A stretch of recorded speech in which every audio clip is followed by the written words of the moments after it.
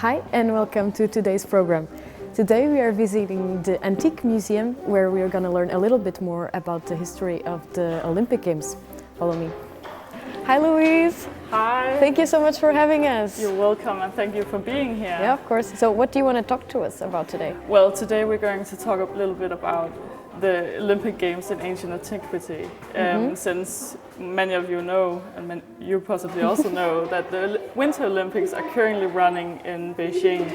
So I thought it would be very appropriate to get to know a little bit more how it happened. Explore how and what the Olympic Games were in antiquity. But before that, I want to introduce you to the museum here that we're standing in, because it's actually quite old. It was established in 1949, where it was a study collection for the students here at Aarhus University. So it was always connected to the university itself? Yeah, it has always been like in this building we are in. And at the time it consisted of a collection of 500 plaster cast, original finds, and a larger number of plaster castings that we have here. And later in 1986, the museum granted its current name Antique Mosaik, which is the Museum of Antiquity in English. Also during that time, it got its fixed opening hours 2 days a week. So it's only open 2 days a week? Yeah, at that time. No, not now. Okay, it's Tuesday to Sunday. Okay. Yeah, I believe so. But later in 2004, the museum underwent a larger renovation where we're standing in the current building as it is. So we got the lower floors here, and we also have a lower part over there. And during the years, the collection grew, and now we have over 500 plaster castings and over 4,000 original finds from all over the Mediterranean. That's a lot. Yeah, so it covers a period from early Bronze Age up until the Roman Imperial period. So we have a little bit of everything from ancient Greece to the Roman Empire. And we even have a small collection of objects from Egypt. So if anybody wants to come and visit us, you can explore them on the lower levels. But let's begin the tour. Yes, perfect. So if we go over here.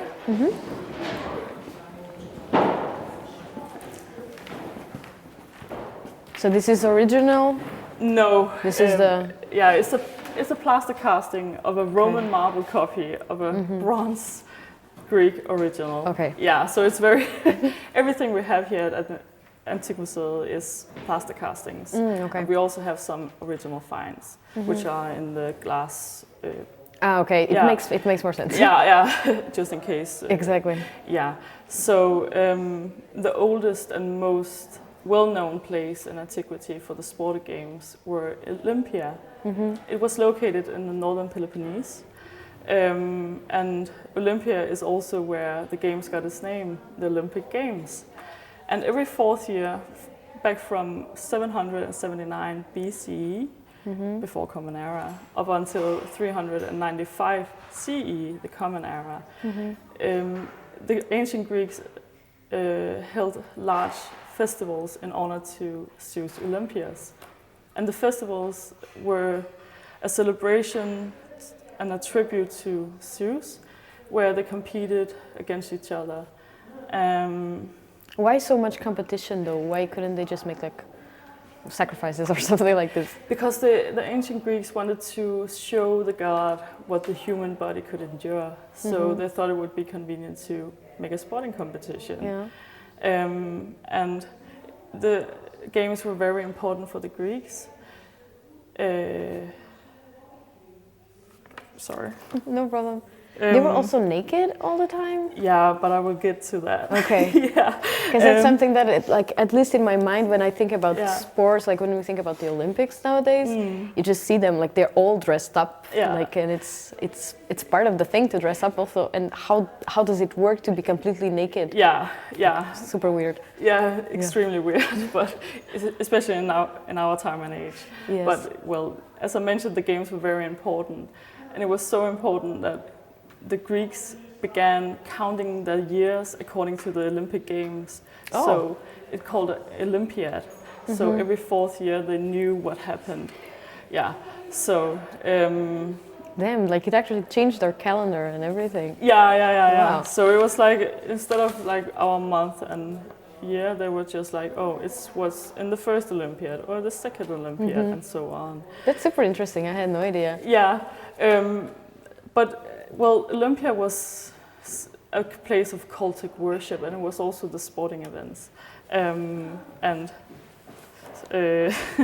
well, the sanctuary of Zeus Olympius was for the year-round worship of him, but the games were the most important and the largest festival at the site. It attracted people, Greek people from far and near, and how long did it last? Like the games itself, like this festival. In the beginning, thing? it lasted only 1 day, but later, in the it became more well known and more people, and it lasted a whole 5 days. But yeah, well, we know that the ancient Greeks were extremely superstitious, so it was so important for them that the Olympic Games had its root in mythology. So they created.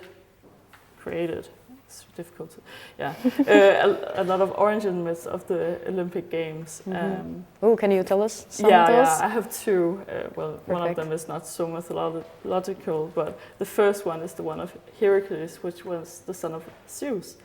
And he wanted to celebrate and make a tribute to his father Zeus. So he marked the sacred area at Olympia and initiated the Olympic Games as a tribute to him. And Zeus, he brought a sacred olive tree from which the wreath of the victors was created. But a more historical explanation is the one of a guy called Iphitus, who was a king of Elis. And he asked the oracle at Delphi, I need some help, what to do. Greece is falling apart, kind of. Yeah. We have civil wars and people are dying from every kind of diseases. What do I need to do? And the oracle responded, well, you need to make a declaration of truce for the duration of the games. So Iphitus, he created it all smart move. So during the games there was a declaration of truce. So that meant that every participant, every city-state participating, and everyone traveling to and from the Olympic Games were forbidden to participate in any battle or war up until from the day they were invited to the Games, up until the day the athletes had returned safely home. And it all conveniently happened in 779 BC. So yeah. And that's interesting. Yeah. But well, no problem. Well, the first traditional games, as I mentioned earlier, lasted for only 1 day. Since it was a religious festivity, they started the games with a sacrifice at night of a black ram to a hero called Pelops, and there's another myth about that, but won't get into details. And in the morning, the contestants participated in a long procession all the way to Zeus's large ass altar in Olympia, where they sacrificed 100 oxes. So that's 100 what? Oxes. What? Yeah, so that's quite a lot. But that's like every time? Every single time, yeah. Oh my God, that's a lot. So after the sacrifice, the contestants started competing in something called a stadion, which we have our stadium from. The stadium was a distance run for about 192 meters long. And as the day concluded, they celebrated with a big feast where they ate the sacrifice from earlier. How convenient. Yeah, so they were hungry, they needed to eat. So yeah. So yeah, well, and throughout time, as I mentioned also, the competition started adding new disciplines to the games. And in 472 BCE, the competition lasted over 5 days. So yeah, and there was the stadium at first, the run, and then later in 708, something called a pentathlon was added. And pentathlon is ancient Greek for 5 battles. So it was, sounds extreme. It was like a discipline where there were 5 games. It was running, wrestling, long jump, javelin throw with a spear, and discus, as this guy, discus throwing. And this brings me to this guy. This guy is called Discipulus, the disc thrower, and he is a representation of the ancient Greek athlete. As I mentioned, he's a plaster casting of a Roman marble copy of Very long process. And he is dated to around 460, 450 BCE, and he was created by the sculptor called Myron. So we see here a nice representation of an ancient Greek athlete. He's very youthful, idealistic, and muscular. Well, they have to be strong. And what other type of sports did they have? They had chariot races. They have like 3 different kind of runs. The stadium, and then they had a hoplite run. Okay, I don't know what that is. No, it's like the ancient foot soldier running. Okay. I'm not sure what it is. That sounds weird also. Yeah, and then they had a long distance run as well. So there were like so many games. But mainly the discus throwing and the javelin throwing as such. But if you want to follow me, we will go to our next sculpture. And in the meanwhile, you can take a nice look at all of our beautiful sculptures. These are all plastic. This is all plaster casting, yeah. Plastic casting, yes. And in the montre over here, you have our original finds. This is the Egyptian one? No, that's Attic and Corinthian mainly. I really like the colors. They look super nice. Very beautiful. Yeah. So yeah.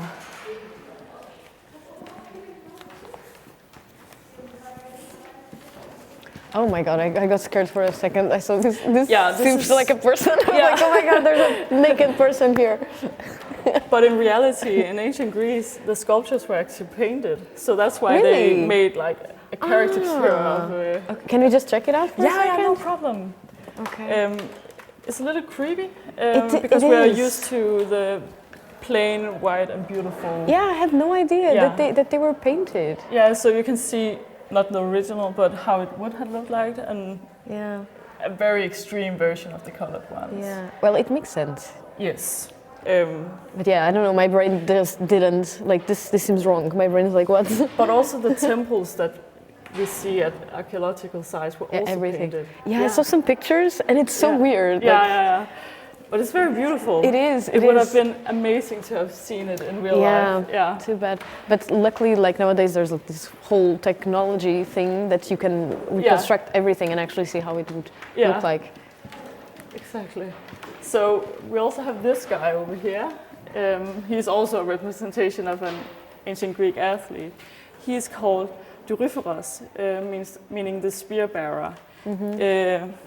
Not now, but he had a spear in his hand. Okay. And he was created by a sculptor called Polykleitos and is dated to 450, 430 BCE. Doryphoros is quite exemplary because he's the statue that is representative of a very classical characteristic pose called the contrapposto. You can see that he stands, his body creates like sort of an S shape. He's slightly... Yeah, exactly. Okay. And it was like... so this pose in specific is a thing? Yes. Okay. It's like a dating, something called a fixed point in when dating classical sculptures. That's so cool. Like, how can you use like something so specific that it's like so? I don't know. I don't think people really see it. No. But then you talk to someone that really knows about the thing. Like, what? Yeah, because well, he was dated. I think I got the dates wrong before. Sorry, no, 450, 40, and 30. Yeah, I think you said that. Yeah, and that's what is called the High Classical period, and it was like a reaction to the old archaic sculptures, which was very stiff, and they were like in stone. Okay. Here we have some movement, so that's very nice. But he's a representation of a Greek athlete, but he's also a representation of the javelin thrower, but also the ones who are allowed to participate in the games. Because the ones allowed to participate in the games were a free Greek citizen. Only? Only, yes. And they were, if you had committed homicide, theft, or even broken the Olympic truce, you were not allowed to participate. So it applied men over 18 years old who were born of Greek citizens. So no women, non-Greeks, the barbarians, so to speak, and slaves were not allowed to participate. So it was only free Greek citizens. Yeah. And when did that change? And how? Like, was there a revolution? In modern times, I would say, yeah. They were very strict about the rules.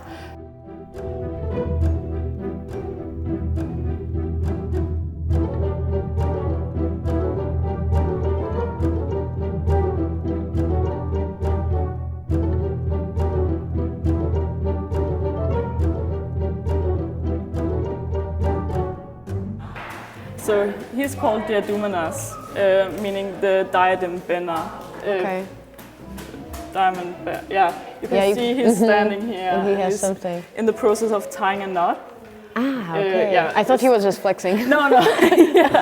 Oh, strong. Yeah, no, he's in the process of tying a knot, and the original bronze had a ribbon in bronze, but it's not. How do you say it? Preserved for today. That's it. Yeah. Well, he's also made by the sculptor called Polykleitos, and he's from 420 BCE. As I shortly mentioned before, he's the representation of a Greek athlete who won the games, because the diadem that he's wearing is a ribbon band that identified the winner of the games. Ah, okay. Yeah, so instead of a crown, they also wore a ribbon thing. Yeah. Okay. And why were they naked? Well, the winner of the contestants, well, they had won the ribbon, a woolen ribbon, but they also won an immortal reputation. And the reputation was so big that it was compared to the ones of the greatest heroes and even the generals who won at war. So it was a very, very prestigious honor to win the Olympic Games. But they also won the right to erect a statue of themselves within something called the Altis, which is the sacred area around Olympia and where the winners are. Yeah, so they could just put up a statue of themselves to show I have won. Like they get a trophy medal today, they got the honor of erecting a statue of themselves. But unfortunately, they're not preserved for today because they were in bronze. So none of those? No, only the statue bases with the inscriptions of them. Yeah, so that's kind of sad. Yeah, very sad. But bronze was a very prestigious metal, so they wanted to take them, burn them, reuse. And the winners of the contestants, they led a great procession from the entrance of the Olympia's sanctuary to Zeus's altar, where they were celebrated with great honor, but they also were given the olive tree wreath to symbolize that winning of the contest. So yeah, it was a great honor. And the naked of them, well, the naked body of the athletes that we are witnessing are a representation of the idealized, beautiful, and the civilized, because of the Greek citizen. Yeah. But in ancient times, during the Olympic Games, the contestants competed naked. They didn't wear any clothes. It was only they did wear clothes in the beginning, just like a small piece of cloth. But in 720, there was a guy named Usippus who thought, why not compete naked? Why not? So he won the stadium, the 192-meter run. After 720, everyone was naked. Just a fun fact. That's just because there's no really... Well, I'm just thinking, just for the fun of it, maybe it was too hot to wear any clothes. Yeah, that's... But it doesn't seem very comfortable, though. No, and... like very messy and everything. Yes, like because sweaty. they also had oil over their bodies. Ah, yeah. Because during wrestling and such, body contact, and it was just easier when they were covered in oil. But it's so weird. Yeah, but they weren't just completely naked. They actually wore a piece of cloth over their private parts, which would protect the private parts from any dust or protection for any sudden movements. And when the contestants were finished with the games or the training, they actually used a tool that we have here at the museum. So I would like to show you that. Yeah. A tool that you mentioned? Yeah, a tool. Okay. It's a tool called a strigil. Okay. Strigil in Danish. Strigil. I'm not sure how to pronounce it in English. It's like a scraper. Okay. To scrape off all the excess oil. This one over here. And this is of bronze. Okay. So the curviness of the tool, they just scraped it up of the arms and legs to remove the sweat, the oil, all the sand and dust that were getting in the way. Yeah. So afterwards they could clean themselves with cold water. But I don't know why, but they reapplied the oil afterwards to prepare themselves for the next one. From a spiritual education. Ah. Yeah. I like the spear bearer over here. He's also a representation of the military background of the participants. Because when training and competing in the contest, it was mostly hoplites who were the best at competing. Because in ancient times, the sporting games were used as a training and exercise for hoplites, which was the ancient Greek foot soldiers. Okay. So it also explains why there needed to be a truce at the game, so they didn't. Yeah, they were all soldiers. They were bring up fighting and civil war all of a sudden. Yeah. As every nice thing died, the Olympic Games in antiquity also died. It was due to a Christian emperor called Theodosius, who banned all worship of pagan gods, and Zeus was a pagan god in that time. He was not from Christianity. So he banned the games, and the last game were played in 393 CE. Okay. And during that time, as time passed, Olympia was covered by soil and slowly decayed. But thankfully, because of excavations in 1875, the rediscovery of Olympia happened, and now you can go and visit it as a tourist today. And also in the 1800s, many countries held large sport events for boosting the morale, health, and strength of the country's population. I think it was 1896, the first modern Olympic Games happened in Athens. After the rediscovery, it had been on talk for a long time, and they were like, let us do it in Athens. And they arranged that every 4th year a new city would host the games.